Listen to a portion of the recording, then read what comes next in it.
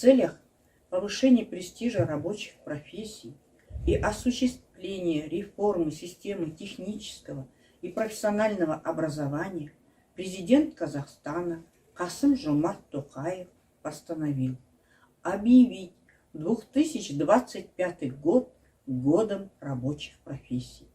Глава государства подчеркнул, необходимо, чтобы люди, добившиеся успеха честным, усердным трудом, всегда пользовались уважением и почетом.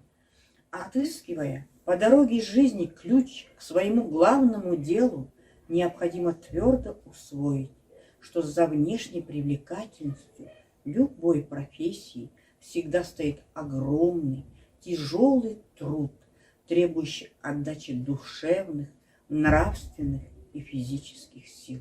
Сегодня у нас в гостях мастер швейного цеха Ведишева Марина Николаевна.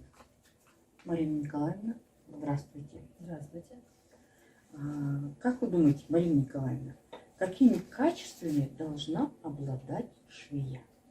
Ну, швея, я думаю, в первую очередь должна обладать точностью, аккуратностью и усидчивостью, а также иметь хороший вкус. Она должна уметь подбирать фасон, модели одежды таким образом, чтобы подчеркнуть все достоинства фигуры и скрыть ее недостатки. Ну, в наше время профессия швеи очень востребована. Работа для такого человека найдется практически везде. На фабрике, на крупной, как сказать, на крупном предприятии по производству одежды. Благодаря умелым рукам повелительницы Голод мы носим современные практичные наряды, а в доме у нас замечательные вещи из текстиля. Также это поможет в вашей дальнейшей жизни, сэкономит бюджет. Ведь не всегда можно подобрать в магазине или на рынке вещь, которая вам подойдет. Марина Николаевна, мы знаем, что с вами в цехе работает ваша дочь Виктория Александровна. Скажите, пожалуйста, вы повлияли на выбор профессии вашей дочери? Нет, повлиять на выбор профессии тут моего влияния никакого нет. Она у меня спросила: мам, как вы шьете, можно посмотреть там, или, заинтересовала ее, в общем. Я ей сказала: попробуй, если понравится, посмотришь. Она пришла, попробовала. Изначально она, конечно, боялась сесть даже за швейную машинку, но со временем ей понравилось. Вот мы до сих пор работаем вместе, и ей нравится.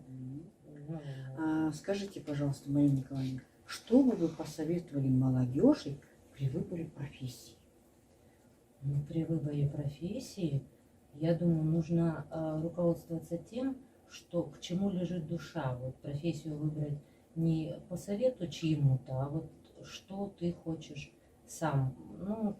Начинать всегда можно что-то новое. Нужно подобрать такую профессию, что действительно будет интересно. Не просто так, что вот пришел ты работать и все у тебя, может быть, подумать. Вот нужно ответственно относиться к этому. Да. Марина Николаевна, спасибо вам за то, что вы к нам пришли, уделили время. Спасибо вам большое. Желаем вам удачи, чтобы все у вас было хорошо. С наступающим праздником на вас. Всем здоровья. Нужно всегда помнить, любой труд, который приносит пользу людям, полезен и почетен.